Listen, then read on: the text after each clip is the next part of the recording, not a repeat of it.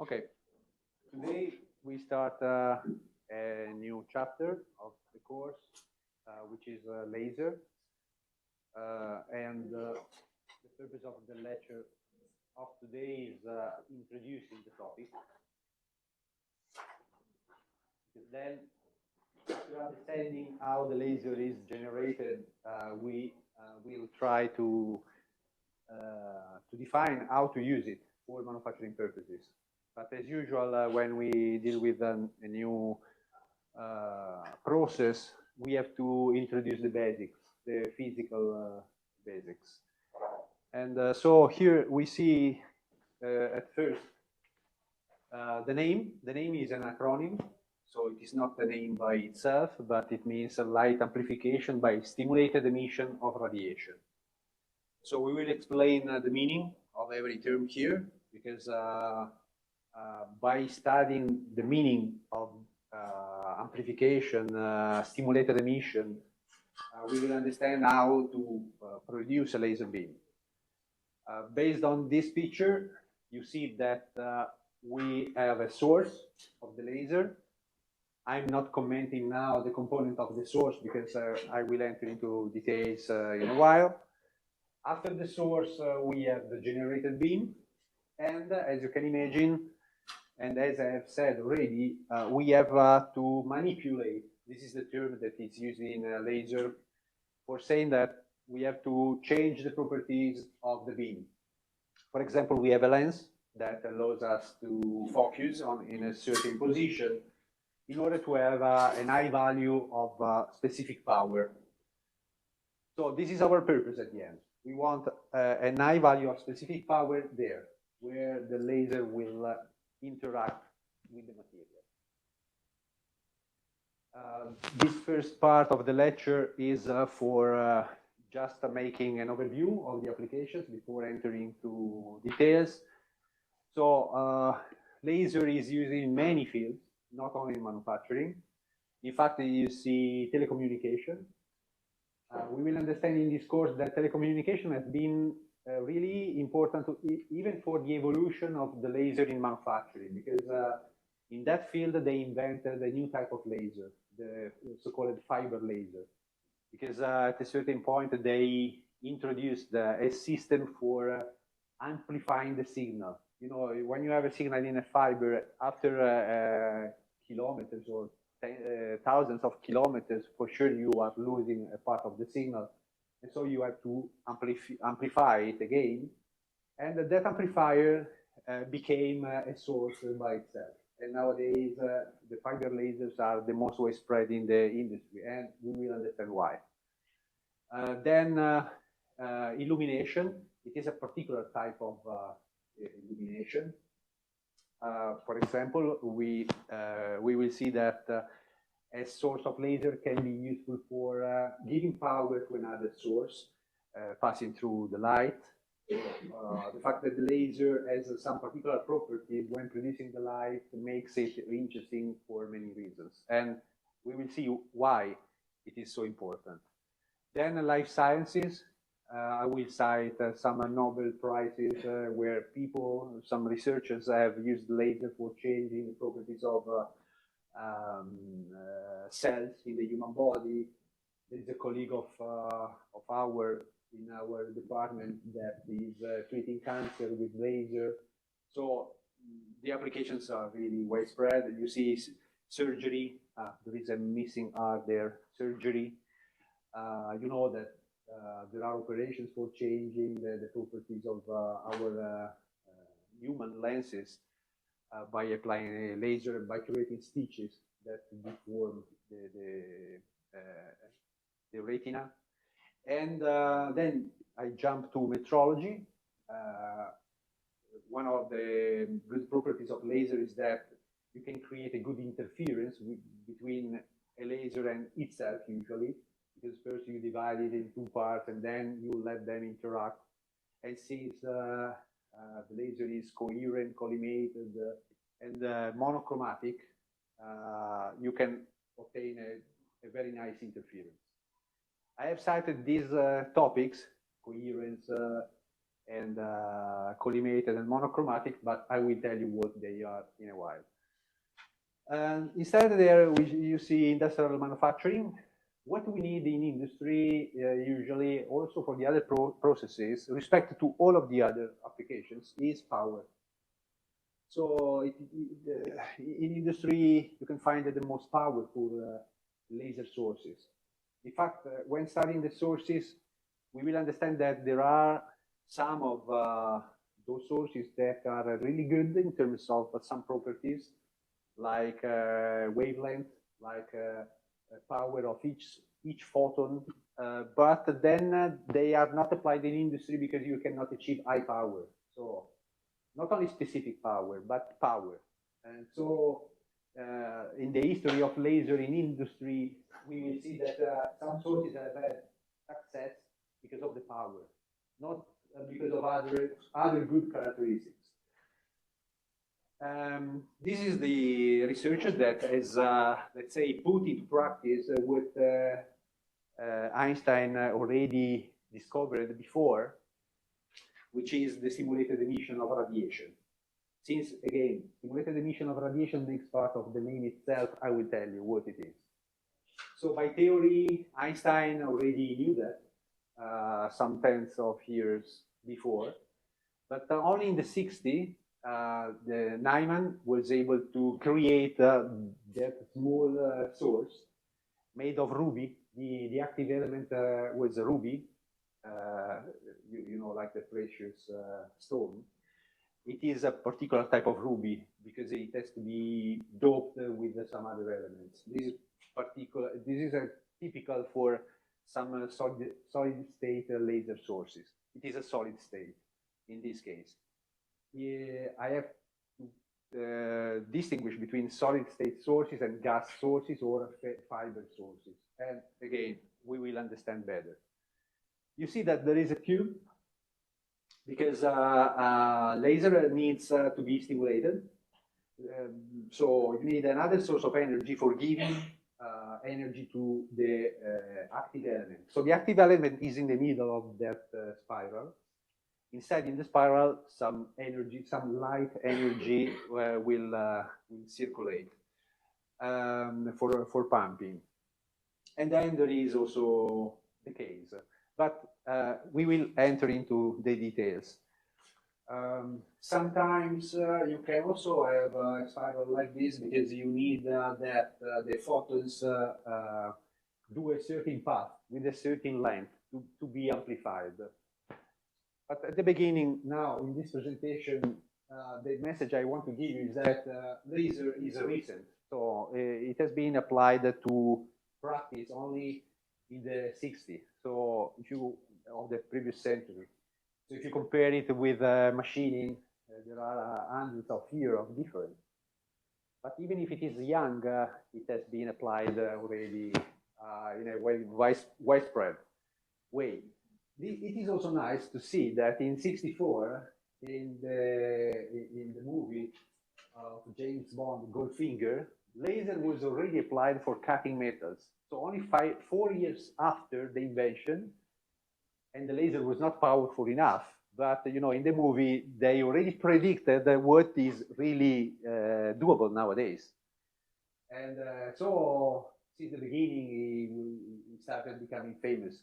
Obviously, there is the other good example of Star Wars with the laser sword that is absolutely famous.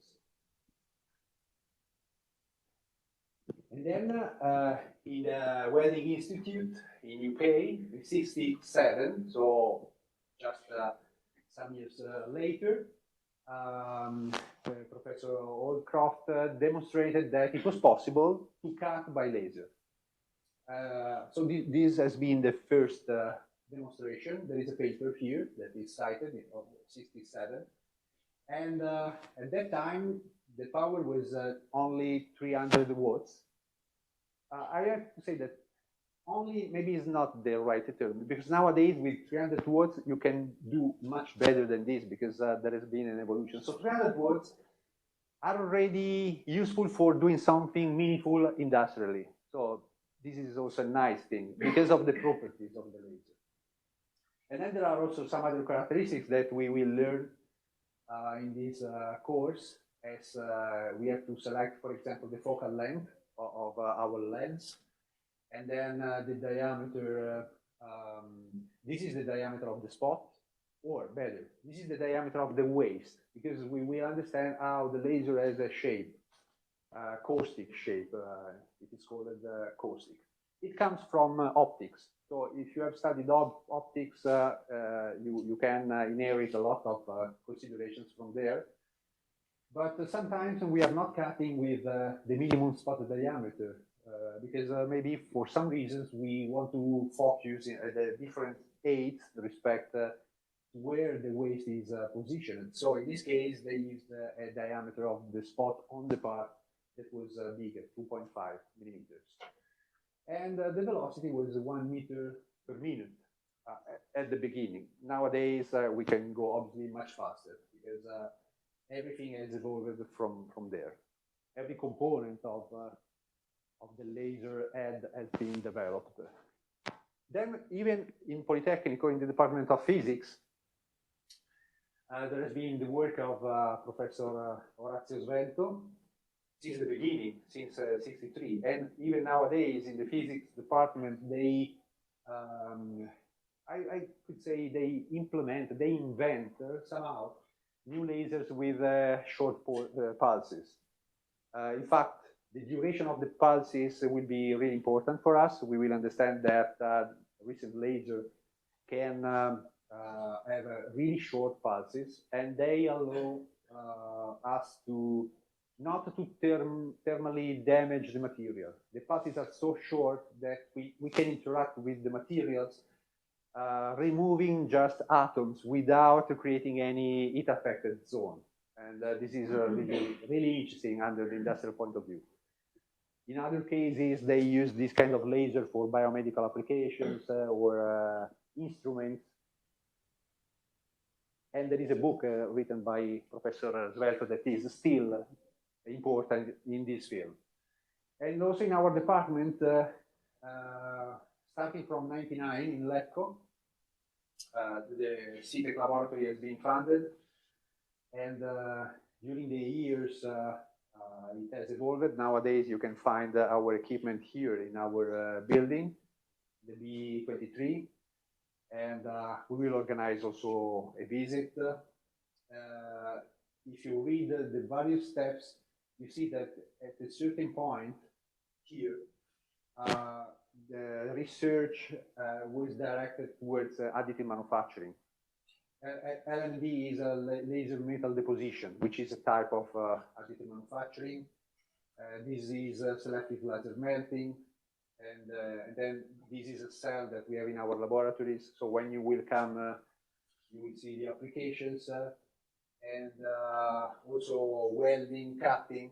I would say that cutting nowadays for laser is an absolutely standard procedure, and even in the industry. We cannot say that it is a non-conventional technology. Laser cutting is a normal technology used in industry, like even plasma, because you know when you do a course, we could have called it non-conventional manufacturing processes, but I don't like it because it evolves during time, along the time, and so what is non-conventional now, today, tomorrow is conventional. So it is better, in my opinion, to call it as advanced, because laser is still advanced, and also because it is evolving, but I cannot say that it is non-conventional. As I told you, for example, laser has been applied in the biomedical field with this Nobel Prize in 2018, and for medical application, treating the cells. And for our course, we focus on the characteristic of the laser, but under our point of view. At the end, what we want most of the times is cutting, but then we have other applications like welding, like additive manufacturing. So laser is versatile, but we will understand how, as it happens in many processes, it is versatile as a process, but every time you have to select the right source for doing the right job. So it is not true that you buy a laser and with that you do cutting, welding, and everything. But there are some properties of the source that make it more suitable for an application instead of another. What you can see already from this picture is that when cutting, which is the application here, we will have molten material, and we will have different ways of extracting the material, but most of the time we have also a gas that is flowing, and it is concentric with the laser itself, which is in the middle, and that gas is pushing the material away. This is a way of cutting. There is another one where the laser is so powerful that we vaporize the material so that we don't have molten material. In fact, the quality in that case is much higher. The issue is that you need a big power, so it is more expensive, and so not in all the industrial case you can do it. For example, if you have a material that needs a lot of energy to be cut, or a material that reflects a lot of the light, like aluminium, that reflects a lot, you could have some issues. We will see that in any case we can solve many of these issues. Okay, here there is just a video, but it is useless. I don't switch it on. This is a milling operation. I would say a rough one. We have already seen what you can do with milling, but it is absolutely true that when you compare laser with milling, there are some points that are absolutely important, and they are an advantage for laser or for the other cutting technologies that do not base their action on a direct contact, because milling works with mechanical contact, and so it's obvious that we will have tool wear. So at a certain point, we have to decide when to change the mill. Instead, if I think about laser, I cannot say that there is a wear as we can imagine, because there is not a tool that is made of metal, but whatever material.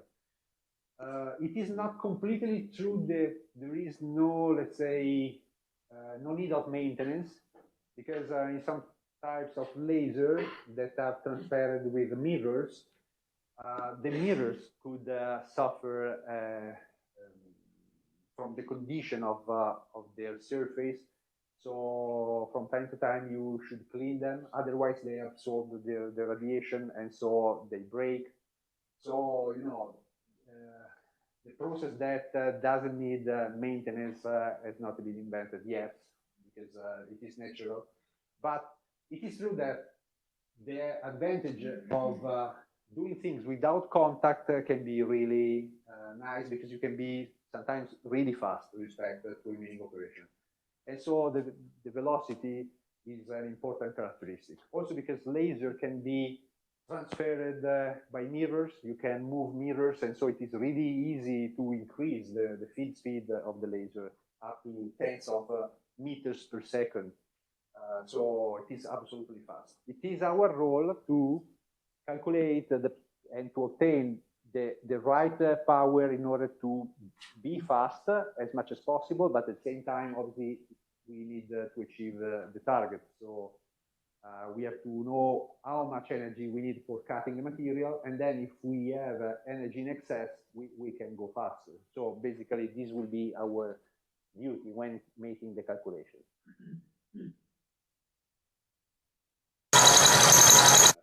Okay.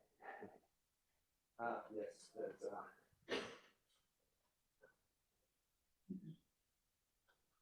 this video is nice because you can see when I say fast, maybe you don't imagine this fast.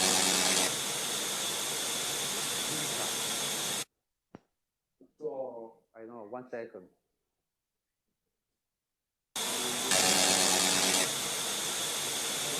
That is probably due to the number of holes.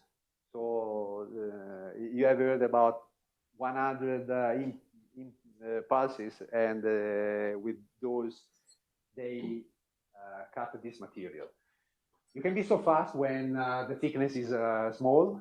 In fact, when dealing with the cutting, laser has the best performance on thin layers. So there are other processes that are better when the sheet of metal is thicker, like plasma, for example, or wire EDM. With wire EDM, you can cut even a layer of 400 millimeters of steel, but laser cannot do this job. It is not powerful enough, even if, as usual in the military field, they use some laser, very big sources, like 100 kilowatts of fiber laser, and with that one, maybe you can cut much thicker than what you find in industry, but it is not economically sustainable. So in this course and in this part of the course, we will see what you can really find in the industry. Okay, because this is what counts more for us. And so this one is stainless steel. We will understand how to decide for the parameters. For example, you don't see any laser cutting head.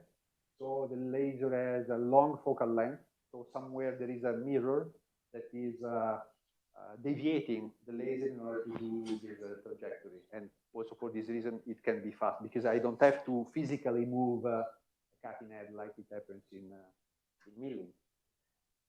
And also the precision can be good, but we have also some side effects. For example, when you have a molten material, what you can expect is a flash or burst.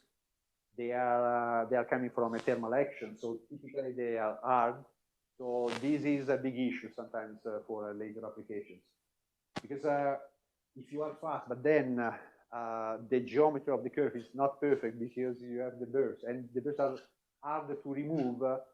Could be that the processes that you have to apply afterwards are even more expensive than the laser itself. So another process could be more convenient. So I invite you every time to think about all the process chain, not just one process. It is fast, but then we have to see what comes later. In a case like this, it seems that there is no burst, so probably this is a really finished part. You can find sometimes, you know, some gratings like this, even in some furnitures, like this one. Yeah, this one. Do you think it is made by laser? What is the process for doing this? Punching. So be careful when you compare processes. Punching is a traditional process, but since it is traditional, it has been evolved during years, and so you could have a mold with many punches that are working together, and maybe you take, I don't know, 1 second for doing this one. And then, obviously, you need also the loading and unloading system, but traditional processes are always competitive. But if you have to do just one grating, for sure laser is much better. Because if I have to do that grating, I have to build a mold, which is expensive. I need a press. So everything is really expensive. Instead, here the laser by itself is expensive, but it is quick, and maybe on the same machine you can cut different things because you don't need a mold. This is the power of the beam-based technologies, because you don't have to create a specific tool. In milling, you need a tool. It is a standard one, so it is not bad. But if you think about EDM, where you have to create a mold or an electrode in that case on purpose, it becomes economically sustainable only when you machine many parts with that mold. Instead here, we don't care. So we change the program, and the same laser is able to do another shape. So these are the things we have to deal with when comparing processes. Okay, some trends, but I already told you something. This comes up to 2020, but the evolution is the same. So fiber laser, we're already at 50% of the market. Then there are other sources. And the trend is always increasing because we will understand in this course that fiber laser have many interesting properties. Fiber laser are the ones that have been invented for telecommunications, but then there has been a way of increasing the power. And so even in our laboratories, you can find some sources that are fiber laser sources. But at the beginning, there were other types of sources. Carbon dioxide was one of the first ones, and also some other solid-state lasers, like neodymium YAG, I will tell you later better, or diodes. Laser diodes are still there because they have found their niche of application. In fact, I will talk to you about the concept of quality of the laser, and we will see how it is defined. But for sure, fiber laser has an high quality. Just for anticipating a little bit, high quality means that I can focus it on a very thin spot. And why this concept is associated with quality? Because if I do that, I can put all the power of my source on a really small spot, maybe some tenths of microns, and this means that the specific power will become really high. And with that specific power, you can cut much faster or much deeper. And okay, this is for the type of application, and metal cutting is still there. It is one of the most important, but there is a long list of other applications. As I said, cutting is well established in the industry. So when dealing with cutting thin layers like this, maybe you find laser, maybe coupled with traditional technologies. Sometimes, you know, when you have a laser cutting machine, maybe you would like to do everything with that one, but sometimes it is better to couple with other machines. This is true for all the processes. And yeah, the revenues, but the revenues is something from 2020. Now they are increasing. The news that was here that is important is that when you consider just the source, you have a certain amount of money of that market. But then when you talk about the machines, it can be even 10 times more because, as I was saying, the industrial machines have to deal with loading and unloading. So the automation around the processes can be expensive. And especially in the case of laser, you need automation. Otherwise, as I said, the laser cutting can be fast, but then maybe I use time for loading by hands, and it makes no sense. If the machine is stopped, it is still, and it is not working just because I have to load and unload. Probably I haven't designed my manufacturing process so well because I would say that laser asks for automation. In other processes that are like EDM, that are not so quick, maybe you can load and unload by hands, so you don't need to save time there. But in the case of a laser where the source can be expensive, it is better to let it work as much as possible. The cost of the laser are decreasing because it is evolving in time. But at the beginning, ultra fast pulse laser, femtosecond laser, 15 years ago had a cost of 1 million. One source, 1 million. Probably nowadays it is 100,000, so 10 times less in 10, 15 years. And this slide is for saying, even if maybe you cannot read, I'm sorry for the quality, but this is a list of machine tool builders. In the first position, there is a Truth, KUKA. KUKA in reality makes robots, but they do also manufacturing applications. This is DMG Mori, that is a big company, which is let's say a joint company between DMG from Germany and Mori from Japan. They do machine centers, for example, so milling. But all of these three have strong applications also in laser. So the message is that the big manufacturers of machine tools also deal with laser for completing their offer. There is also Comau, because you know, Comau makes robots for the automotive applications in the factories of automotive. You see the white robots, they are from Comau. And in many cases, they are equipped with laser welding, because laser welding is a good solution in automotive, even when the sheet of metals are made of aluminum, if you use the right type of laser source. Okay, then also others. So let's see now, for now, we see just in general, but these are the characteristics that make laser interesting, because it is flexible in time and space. What do I mean? Regarding the space, I can say that I can arrive down to micron level and up to some centimeters. For example, when doing this treatment, we have a spot that is big. Obviously, we need a big spot when we don't want to concentrate too much the power, which happens in the thermal treatments. Instead, when I want to cut, I want to focus really tightly.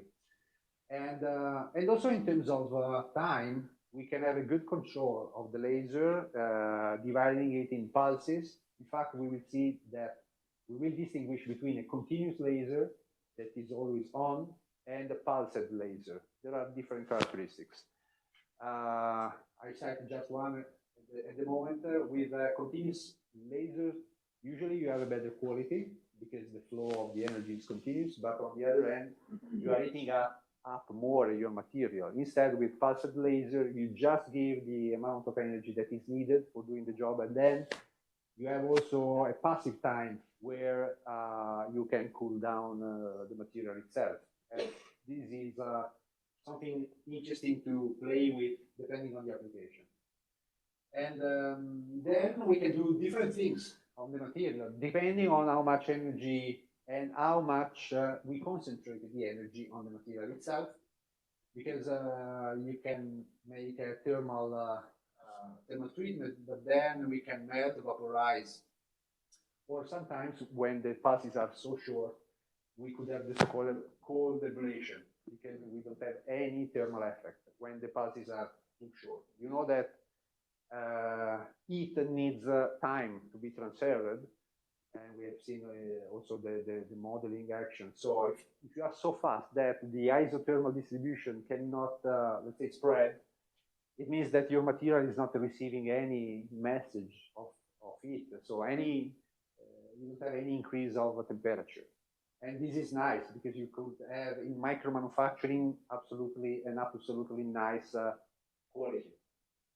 And in fact, laser in that case will be competitive with EDM that also can do really precise components.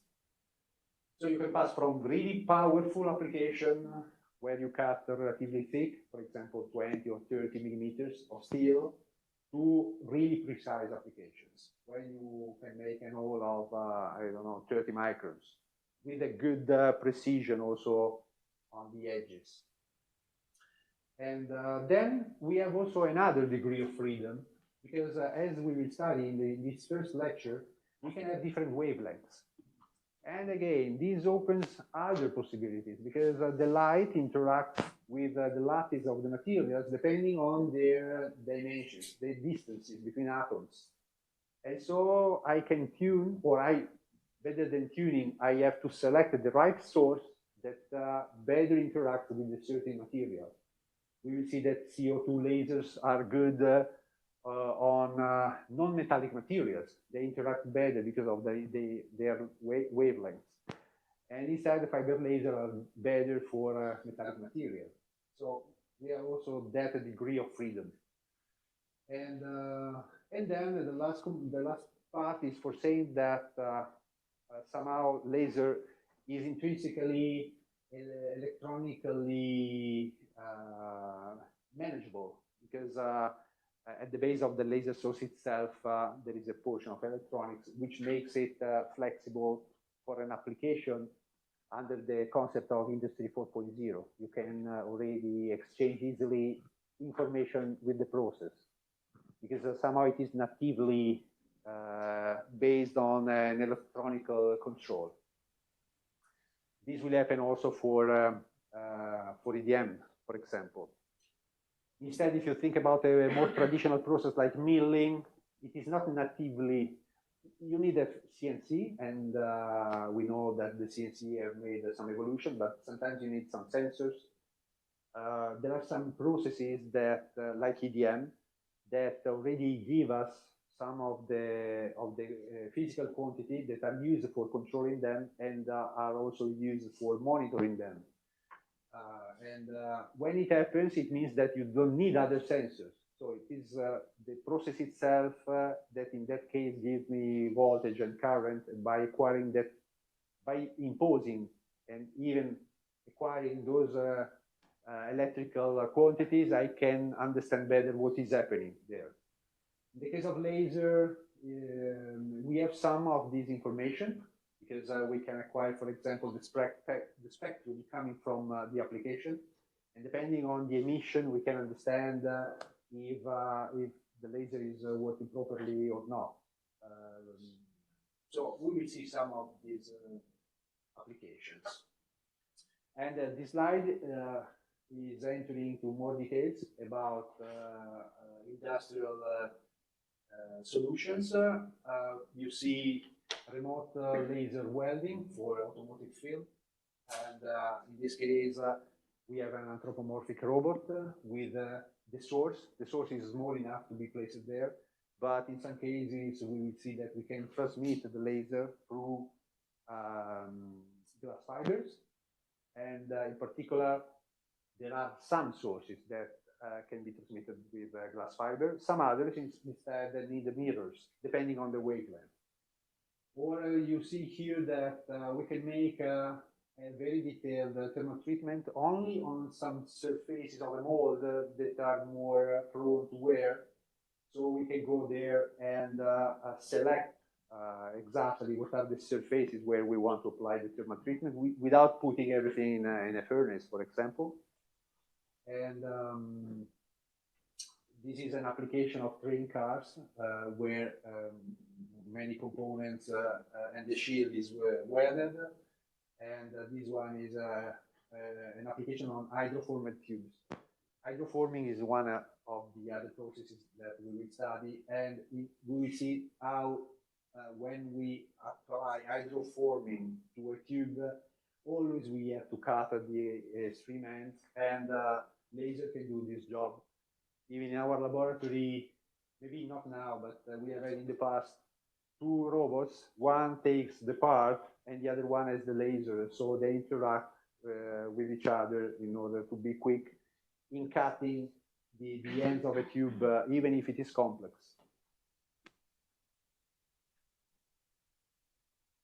And this is an application in additive manufacturing, laser metal deposition, where you can deposit even thin walls, or in this case it is a tube.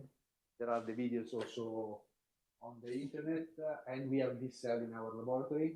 And my colleagues dealing with laser have done this exhaust pipe. You see that there are 3 pipes that come together. So it is a complex component. And in fact, they needed to develop a specific software for passing from the CAD to the CAM in order to decide how to handle. Because the machine has an anthropomorphic robot and also a table, a tilting table.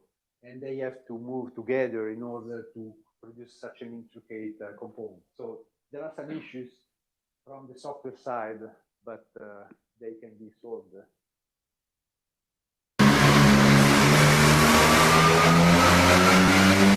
Okay.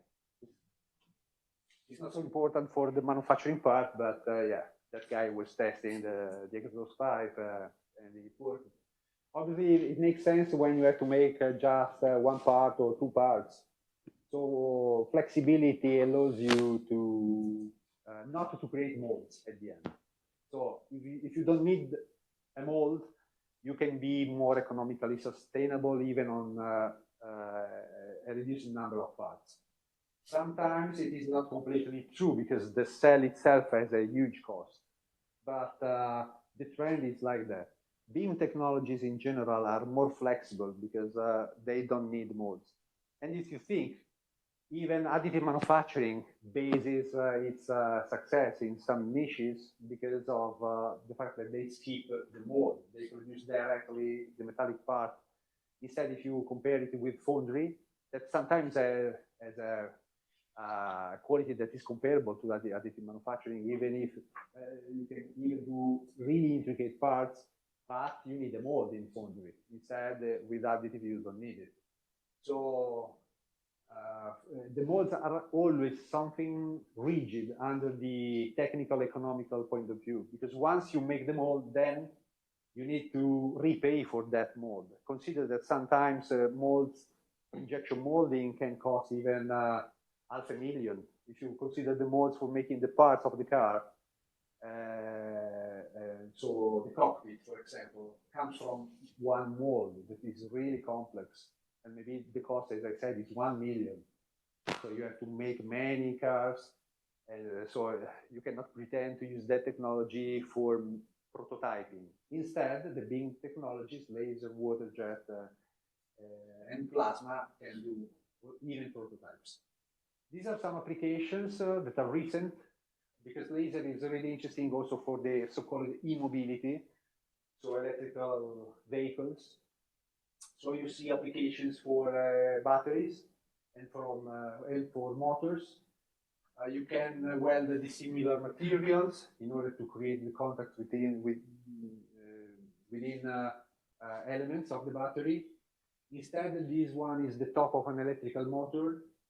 In modern electrical motors, the windings are not made by wires, but they are made by small bars of copper, and they are welded together in order to create the circuit.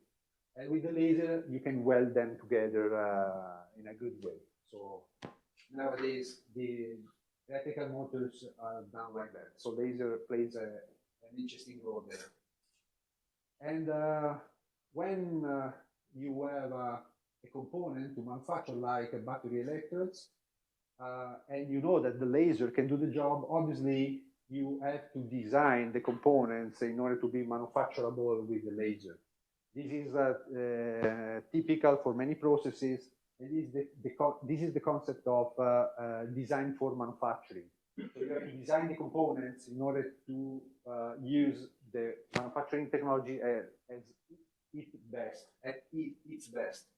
You cannot take the components that have been designed to be milled and then do them with another process because probably it is not convenient.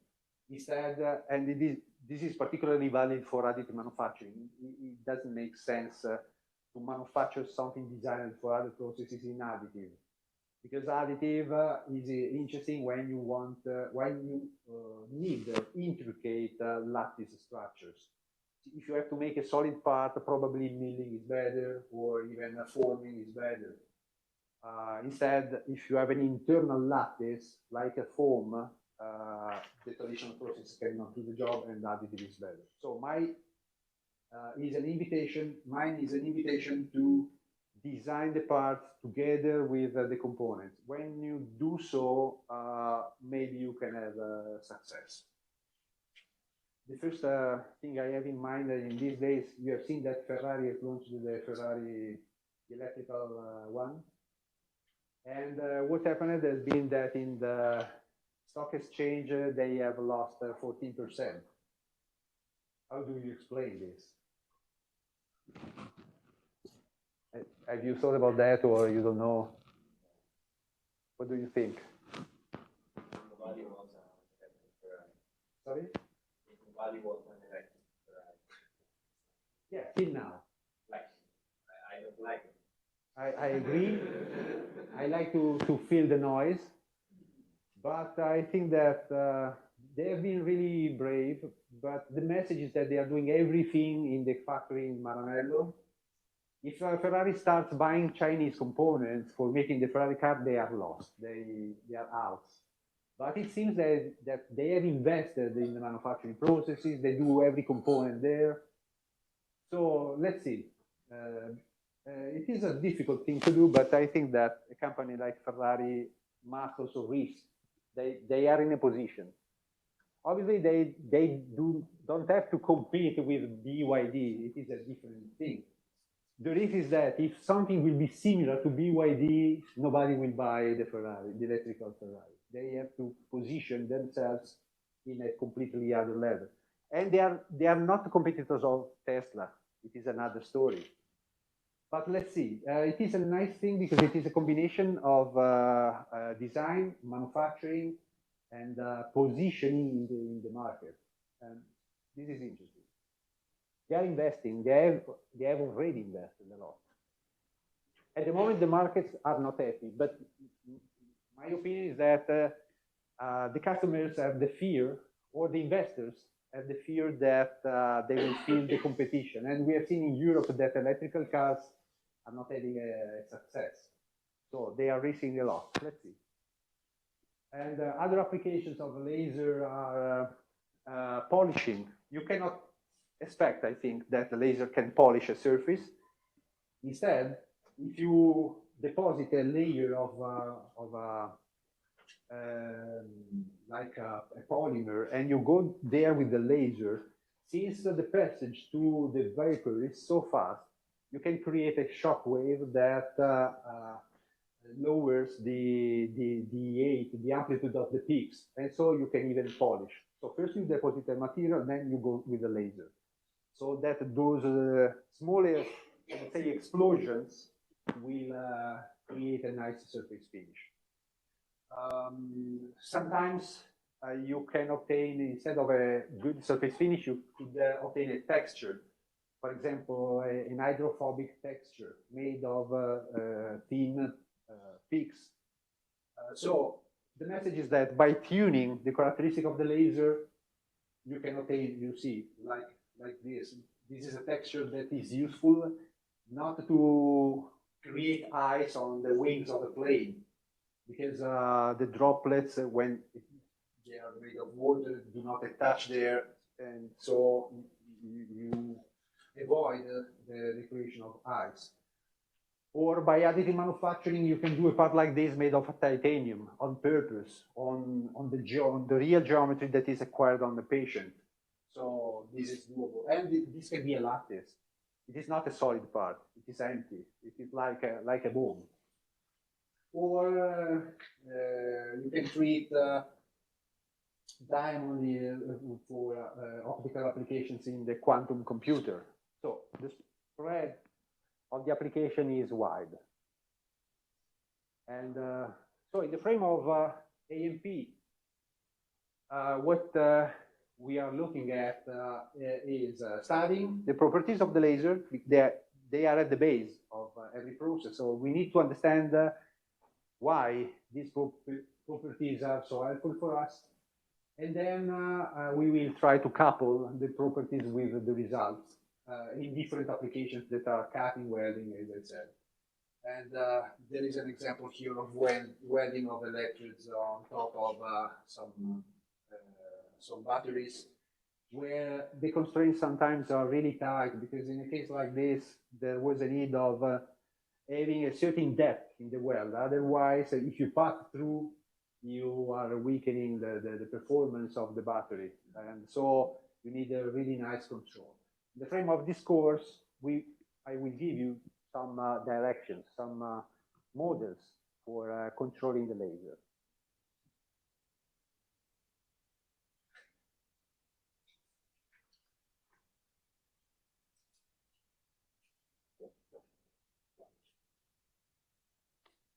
So let's start.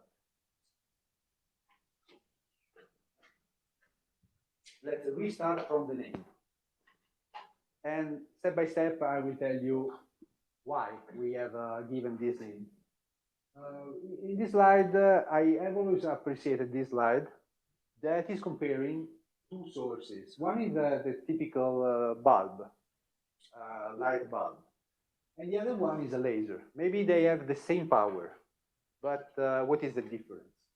In the case of the laser, we have a coherent light, which means that every photon, as I will tell you, is in phase and it is synchronized naturally by definition. When you create a laser, you will have a coherent performance during time and space. Then it is collimated in the sense that the divergence is really, really small. If you use a pointer, you know, you can do a spot very far away without having such a big divergence.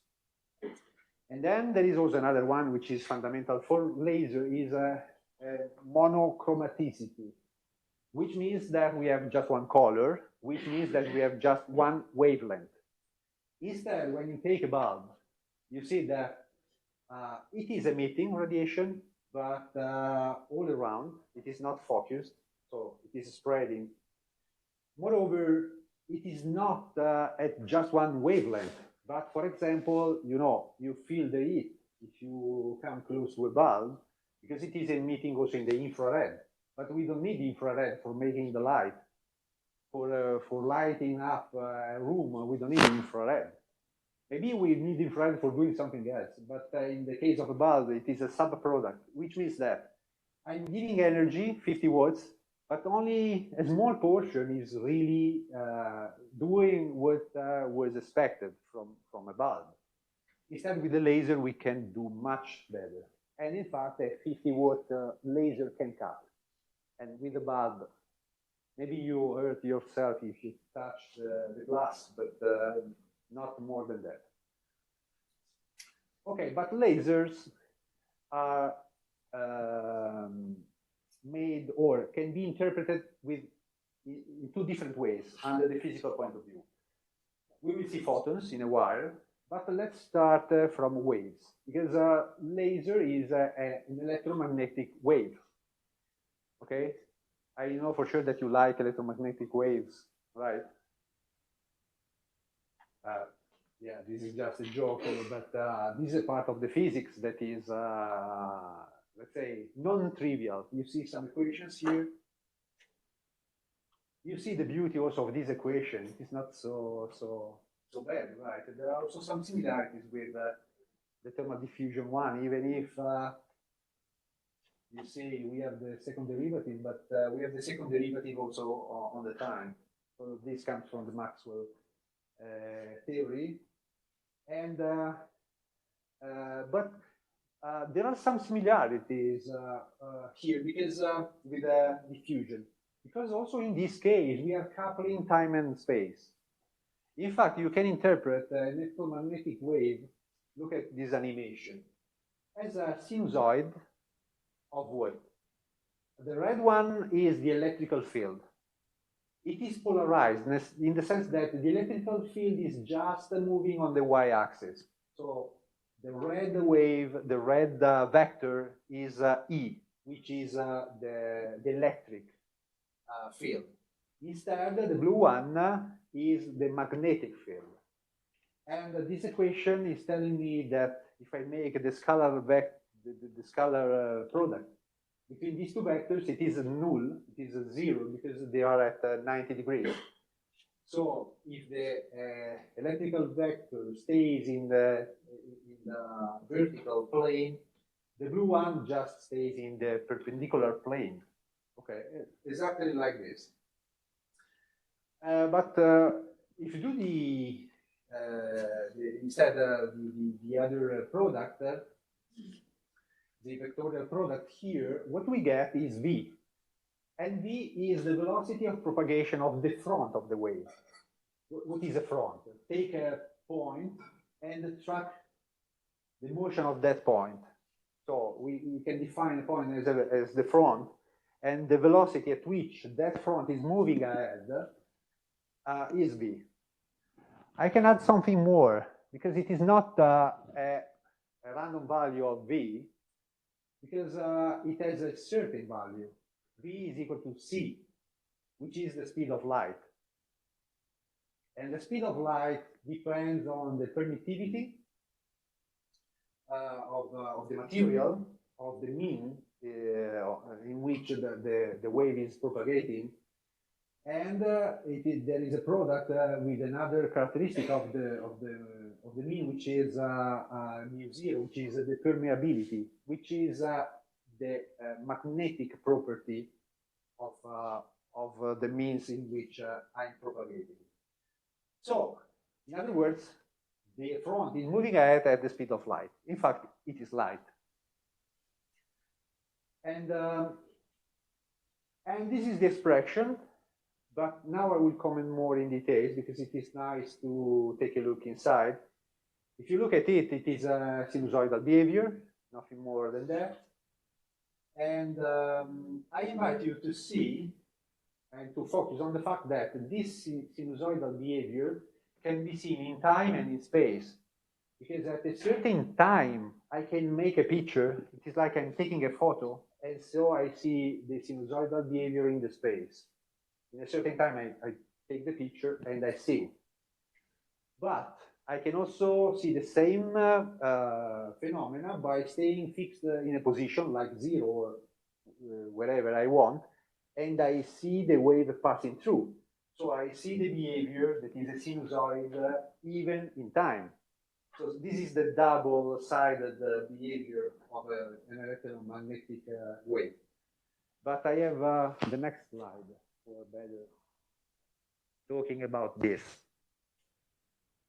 So in the first case, I'm fixing the space. So for example, x equal to 0. So I stay at the origin, or I can also select another one. There is not a lack of generality if I fix x equal to 0 or another point. Maybe if I fix it at 0, I can see a sinusoid starting from 0. It is a sinus. In reality, you see that it is on the other side, because if you look at the expression, you see that we have part of the argument, which is x minus vt. So during time, what happens is that when time increases, I have to multiply by the velocity propagation speed, and I'm subtracting. So if I start from 0, you see that this part of the argument will be negative. So for this reason, you see the negative, let's say, a mirrored sinus, okay? Because I'm starting from x equal to 0, and I'm letting the time flow, right? On the right, on this direction. Okay, then I have a phi, which is a phase. Without lack of generality, I could simplify it if I accept that I don't have any phase. But if I have it, the equation can consider it. I have the amplitude, which is A. And then you see also the effect of the wavelength. Because you see that when here I have a quantity equal to lambda, it means that I have completed a circle, so I have 2 pi. And then this is the typical behavior of a periodical wave. So what I have to explain more here is that, first of all, since this is the electrical field, A is also equal to AY0. It is the amplitude of the field, and the amplitude is this. And then what I can see, if I stay fixed in space, is this wave that is moving ahead, and the time passing from 2 valleys or 2 peaks is equal to the period. Tp is the period of time, in time, which is the inverse of the frequency. So the period Tp is equal to 1 divided by f. So I'm describing the behavior in time. So I repeat, I need Tp to see the same amount of the electric field. So for example, two consequent valleys or two consequent peaks or two consequent numbers of values that are the same, because it is periodical. Instead, what I'm looking at here is a fixed time. So when doing so, I'm taking a picture. It is like I'm looking at the distribution of the values of the field along the space. Because when taking a picture, you know, you are fixing the time. Okay, and when doing so, again, I see the sinusoidal behavior, right? But this time, the distance between two peaks is the wavelength. Okay, because I am in space now. I'm looking at the space. And obviously, this is also the distance between two valleys. It is always lambda. So now the point is, since it is the same sinusoid that is moving ahead, how long does it take to complete one wavelength? The answer is in the first graph, right? So in order to complete one wavelength, in the sense that the cutting the front, let's talk about the front. How long does the front take to pass from one peak to the other in space? The answer is Tp, is the period in time. So for this reason, I can write finally this equation that is important. If you look at it, what I'm saying, what I'm doing here is calculating a velocity, a speed, because what I'm saying is that the front of the electromagnetic wave is accomplishing a lambda in the space in Tp. Tp is, I have to change F in 1 divided Tp, and so it is space divided time. So this point corresponds to one peak there, it is not represented there, and this point corresponds to this. So they have a distance in time equal to lambda, and the distance, a distance in space equal to lambda, and the distance in time equal to Tp. But we know that the velocity of propagation is the speed of light.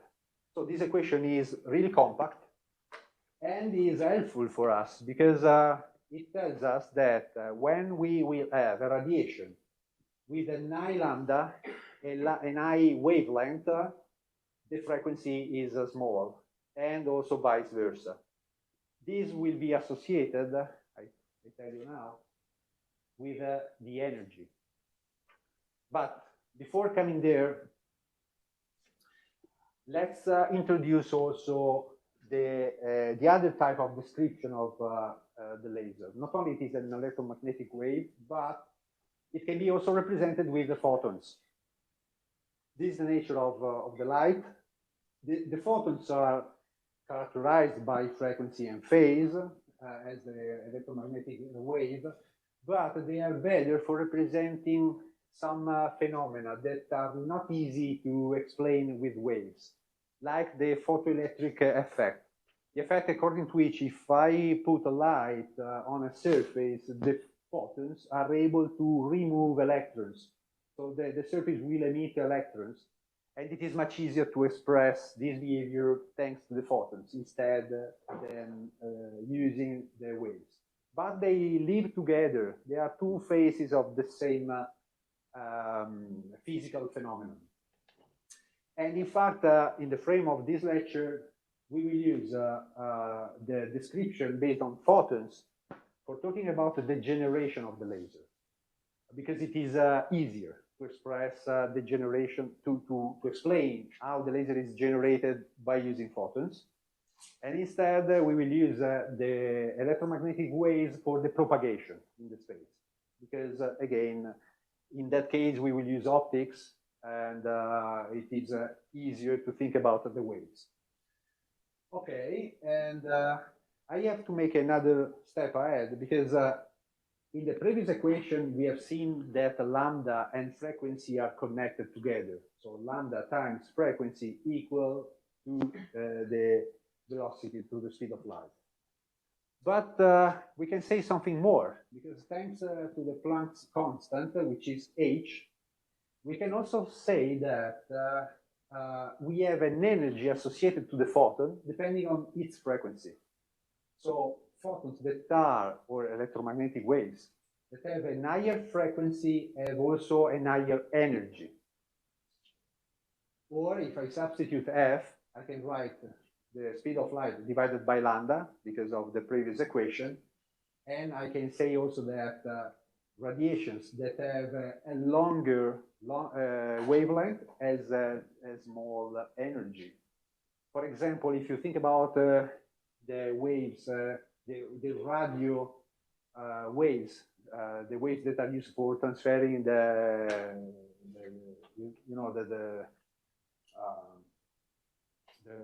by the radius, they have a very long wave length, so kilometers. And in fact, they have a lower amount of energy, even if sometimes we are afraid from the fact that even those waves could be detrimental for the human beings. But for sure, when lambda is really big, as it happens in some kinds of telecommunications, the energy associated with the photon are really low. But still, there is a certain amount of energy associated with the wave. So again, it is a very compact equation. We will use this equation for calculating the wavelength in function of the different laser sources that we will define. So this equation is important for us for that application. For example, we will be able to say that CO2 lasers have a certain wavelength by applying this equation and some calculation. This is a spectrum of the electromagnetic waves that you can find in engineering applications. So radio frequencies, as I said, are in the order of 1 kilometer. So really long wavelengths, so low energy and low frequency. Instead, on the other side, we have exactly the contrary. So gamma rays, we know that they are dangerous because they have a high energy associated with the rays itself. You see also X-rays. Even X-rays, we know that are dangerous. And this is because they have a short wavelength. Look at this one, 10 elevated at -6 nanometers, so really small, which means that the energy associated with the photons is high. And then, if you look in this spectrum, we see that the visible light is really small because it is around 1 micron. So we have red up to violet. If we compare just the visible colors, we see that the violet has a smaller wavelength, so it is more energetic, more energy in the violet. And this is exactly the case I said at the beginning. We see that in industry, we don't have many violet laser sources because it is true that each photon is really has a big energy, but the source itself cannot provide such a big power. So the power is so small that it can be used in some surgery applications, some biomedical applications, not for industry. Instead, on the other side, we have exactly the contrary. We have red or even infrared. CO2 is in the near infrared. It is about here because the wavelength is 10 microns, something like 10 microns. We will see this in details. And associated with the CO2 laser, there is the fact that you cannot see it because it is infrared. So it is not red. So our eyes cannot capture it. And for this reason, it is dangerous because if you cannot see a laser, you risk to have damages in your eyes. Instead, at least when you see the red one, at least you shouldn't put the laser in your eye. But if you cannot see it, this could happen. And but the energy associated with these photons is not so big. But the good news is that we can build really big sources that are really powerful. So it seems like a contradiction, but as I said at the beginning, we need power in industry, power. Then we need also specific power, but for sure, power. Now, let's enter into more details about how a laser is generated. This is a video, but since it is not so quick, I let it flow during the exposition. We need these three concepts for the laser generation: population inversion, stimulated emission from Einstein, and optical amplification. I have to explain these three steps. So at the beginning, I have an active medium, like that bar of Ruby, where I have atoms, and you know, in the atoms, I have electrons that are in a certain, let's say, distance from the center, because their trajectory depends on their energy. When they are in a stable condition, they are at E1. But if I want to create a laser, I have to convince them to jump at an higher level, which means that I have to give energy to each atom in order to let the electron jump to the next level. Okay? You know that they are not continuous. I need to provide exactly a certain amount of energy. Otherwise, they cannot stay in the middle, or they lose it quickly.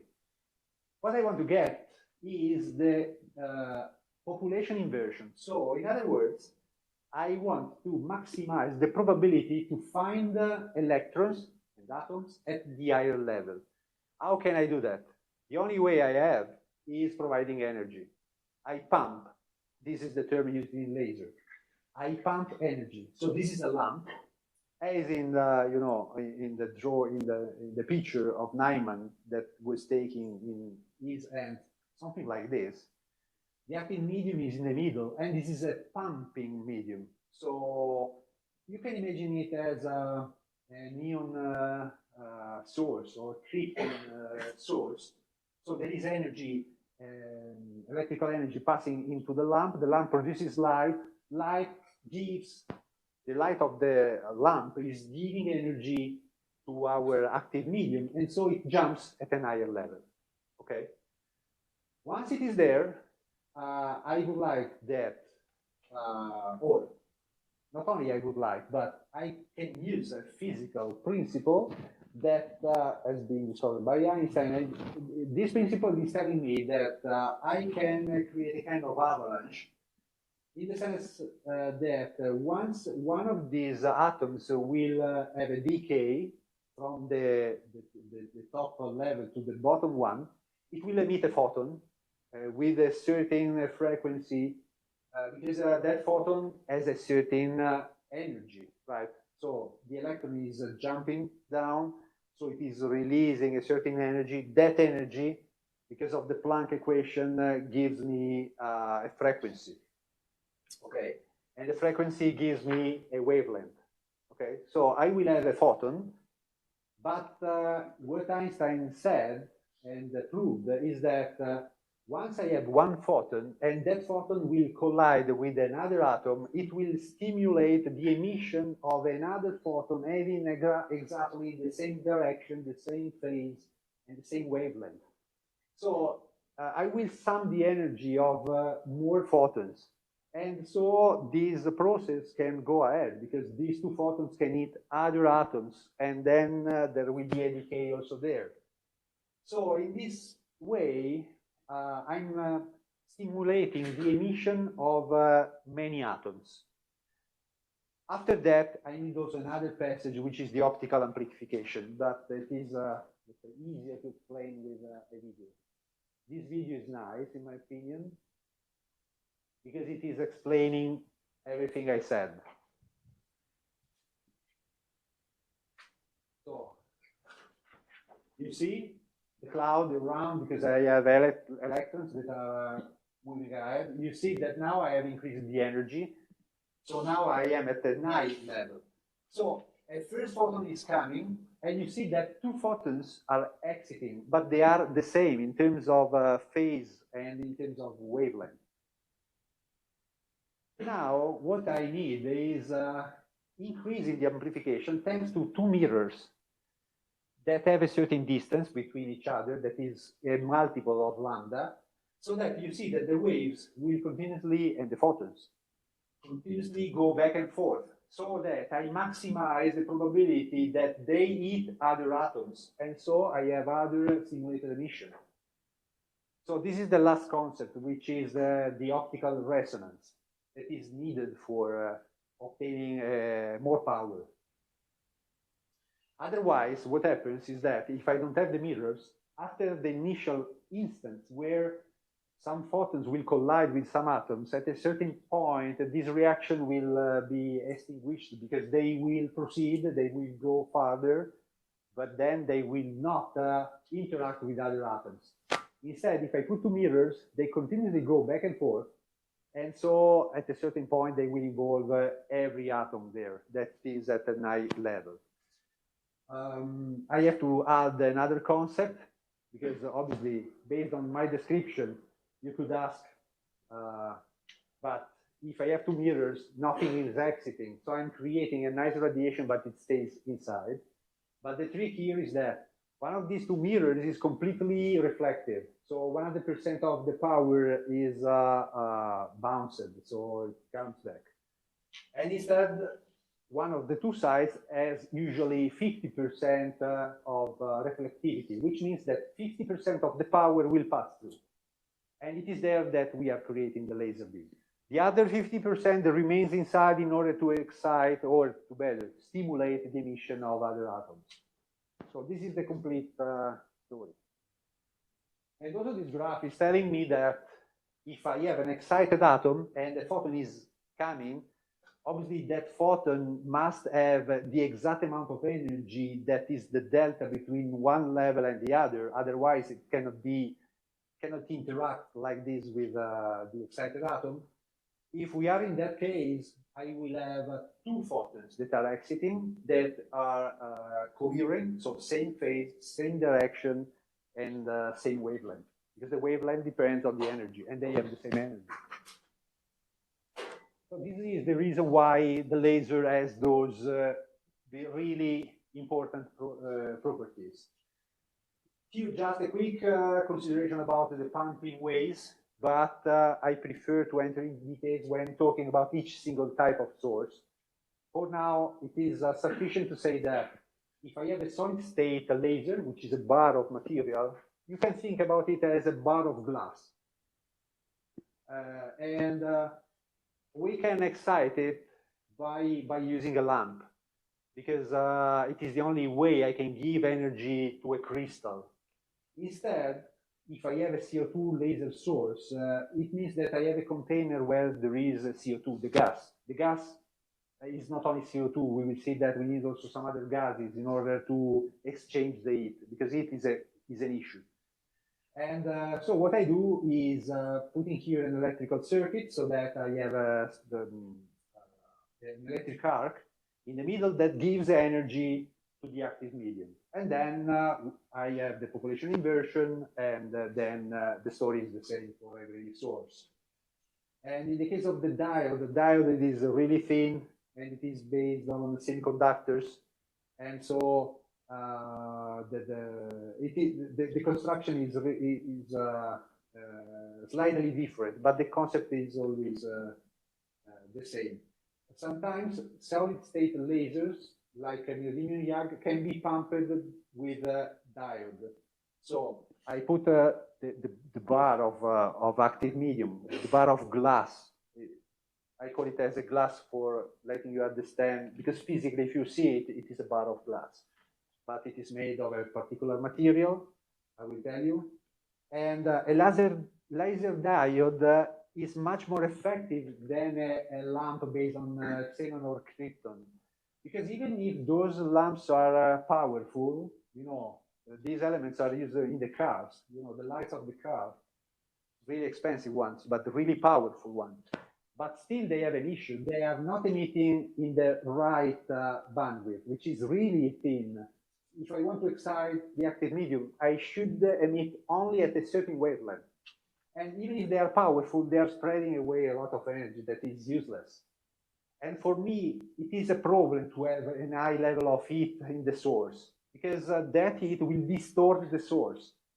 And so the two mirrors that should stay at a multiple of lambda, when lambda is 1 micron, you know, if it feels the heat, it will distort, and it won't work properly anymore. and the resonance wouldn't be so good if the distance is not a multiple of lambda anymore. Instead, if I have a diode, I can tune the diode in order to emit exactly the light at the lambda that is useful for pumping the active medium. It's much better. And two types of, let's say, organization, let's say, of the laser. It is not the best term, but what I mean is that in reality, I have to deal with more levels of energy, because in principle, when you start explaining the laser, you just talk about two levels, the ground level and the excited one. Unfortunately, the matter needs to be, or you have to pass through other concepts in order to obtain the laser radiation. For example, the Ruby laser, the first one, had 3 levels. Even the first one couldn't base just on 2 levels. Consider that there is a big research for discovering new types of laser in order to improve this performance. But let me explain what I mean. For some reasons that happen in reality, it is easier to pump the active medium not exactly at the level at which it will emit a laser, but at an higher level. So somehow I have to couple the pumping light with my source. And it could happen that I cannot tune it in order to pump exactly the right energy. But usually it happens that it is easier, because it is more stable usually, to pump at a higher level. Which means that at the beginning, the first decay is not useful for creating the laser. It's just a reduction in the level of energy of that electron, which means that here my active medium will emit heat. So this heat must be discharged. And this is not a good news for me, because I'm storing the energy. I don't have a good and useful radiation, because I have the radiation only here from the second level to the ground one. But let's say it is a kind of price that I have to pay, because if I do so, it is easier to create. So this path is easier respect to do the shortcut. I don't know if it is understandable. And when we will study the sources, we will understand better, because we have to tune a certain principle for giving the energy, and then we have to extract the energy in another form, which is the laser. I can tell you that apart from the very first laser, the Ruby one, if you look in the industrial applications, most of the time you find 4-level lasers. And this is, let's say, not trivial, because it seems that we are spoiling a lot of energy, because you see, I'm pumping the electrons from E1 to E4. Then I already lose a part of the energy. Then I obtain the laser just passing through from E3 to E2. But unfortunately, the electrons are not coming back to the ground, but they stay there for a while at E2, and then they will lose also another part of their energy. How can I explain this? The best solution, I hope to convince you, is that if I do this way, I have a nice population inversion. With this configuration, that seems less effective, but what I gain is that they stay for a long time at E3. Since they stay there for longer, so it is a metastable condition. So the atoms and the electrons are in a good position when they stay there, so they are ready to receive the stimulated emission, to receive an incoming photon and produce another photon. So on the one hand, I'm losing energy for obtaining this situation, but then since it is more stable, at the end, I have more power from the laser. So this is the story. So stability of the population inversion is a big issue in laser. I need the inversion of the population. Otherwise, I cannot have that reaction. that is amplifying the laser.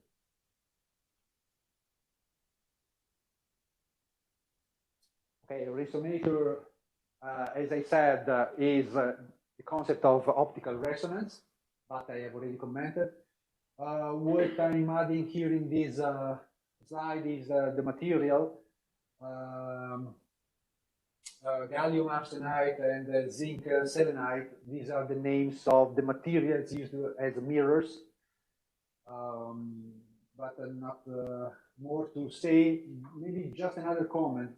They are slightly curved in order to keep the photons inside. Because consider that, I think I have a picture for explaining that. Yes, this one. At the beginning,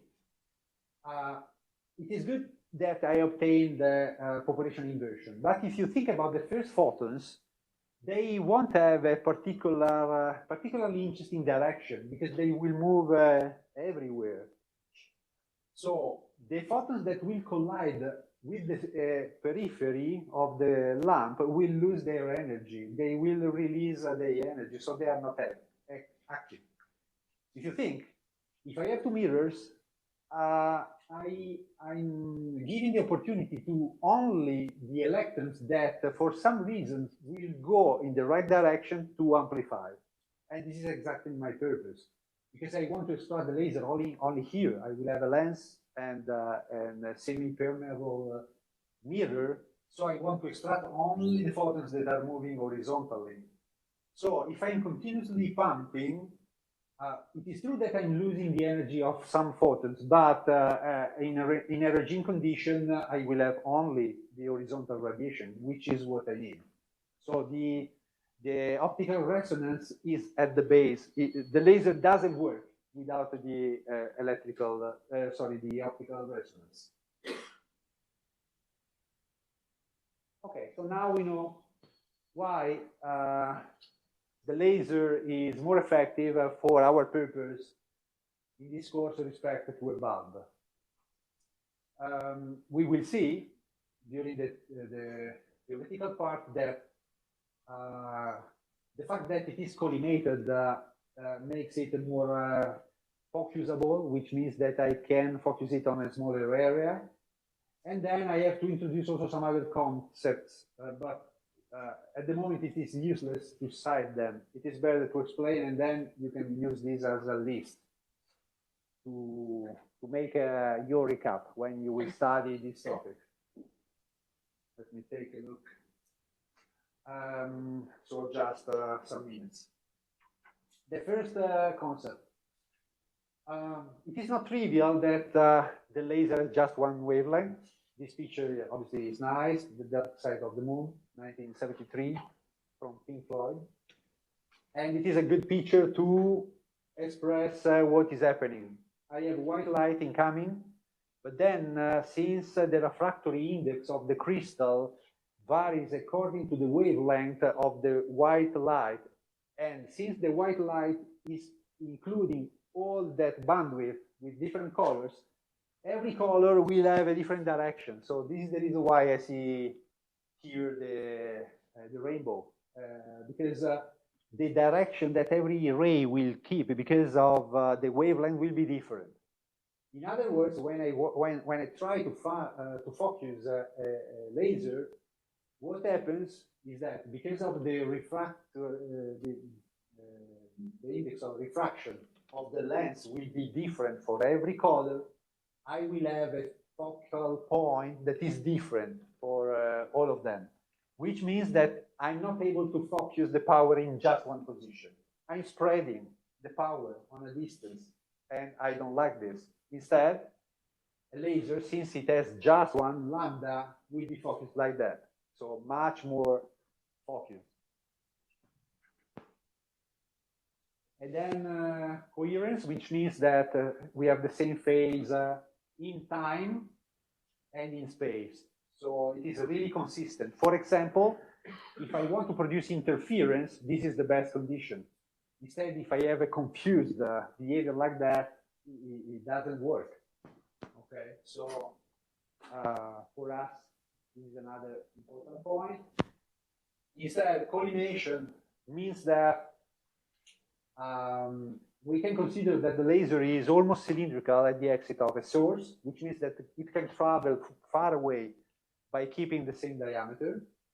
And instead, when it is not so collimated, it is spreading. And for us, this is bad because we are spreading the same amount of power on a bigger area. So the specific power won't be enough for doing what we want, like cutting or welding. And let me see where I can stop. I am close to the target, so let's say I can stop here with this one. I will have the opportunity to comment more on this graph, but I'm start explaining. So, if I look at the behavior in the space of a laser beam, it will assume always this shape. This is the space. This distribution is called caustic distribution. This is the name of this 3D shape. In other words, I can obtain a cylindrical laser and it will be collimated for a long time, but in order to obtain it, I need a lens. For cutting the story short, when I will use a lens, let's imagine that I have a lens here. Upstream, I have a collimated beam that is created on purpose. Once it is collimated, it stays there for an absolutely long distance. Then I have a lens, and after the lens, I will have this behavior. But I need this behavior. It is not bad. Why do I need it? Because in reality, I need to focus on a restricted area. So it is a good thing that I have a caustic distribution. What I want to do is playing with the divergence in order to obtain the smallest spot I can if I want to cut. If I want to make a thermal treatment, I need exactly the contrary. But let's take cutting as the reference, because it is in cutting that we want to have the smallest radius possible. W0 is the radius at the waist. And I can write that equation that comes from optics. We don't have to demonstrate it. The only thing is that you have to remember it. And you have to associate the action that every parameter has on the divergence. So if I have a longer wavelength, I have more divergence. And this will be important for us. The laser that have instead a small wavelength will have, let's say, can have a better collimation, in other words. And then I have a constant, which is pi, and I have the radius at the denominator. And this, in my opinion, says something that some of you know, because if you are, let's say, if you like photography, the concepts are related to the optical part of the laser are really close to photography, like the depth of field, which is a concept used in photography, which is a certain distance where I have a certain diameter under a certain limit. But at the moment, just look at this relationship. If you see this one, if I want to obtain a small waist diameter, I'm increasing the divergence. I invite you to consider this shape as a, let's say, a kind of elastic balloon where if I do this, I'm increasing the divergence, but what I get is a smaller radius. This concept is valid also in micrographies. When you use a microscope, it is the same. When I want to see very fine details, you have to come closer, right, with your microscope, because you are deforming the caustic like this, so that what you get is a smaller radius. So I invite you to remember this. When the radius is bigger, okay, I have less divergence and vice versa. Most of the times, what I need is a small W0, which means that I will create on purpose a bigger divergence in order to reduce the waist radius, the waist diameter. So this is the really first equation. Then in tomorrow and after tomorrow, we will add also the others. Okay, so this is enough for today. Thank you.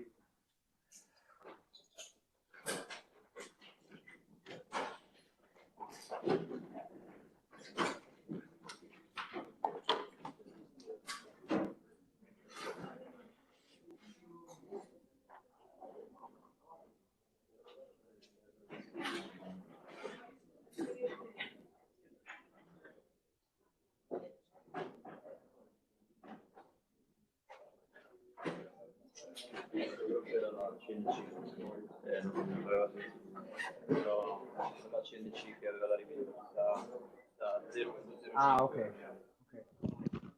Eh sì, perché poteva anche essere la tolleranza, l'accuratezza della punta, però era un po' troppo lasca, un po' scarsa. Sì, no. No, dava proprio la regolabilità sul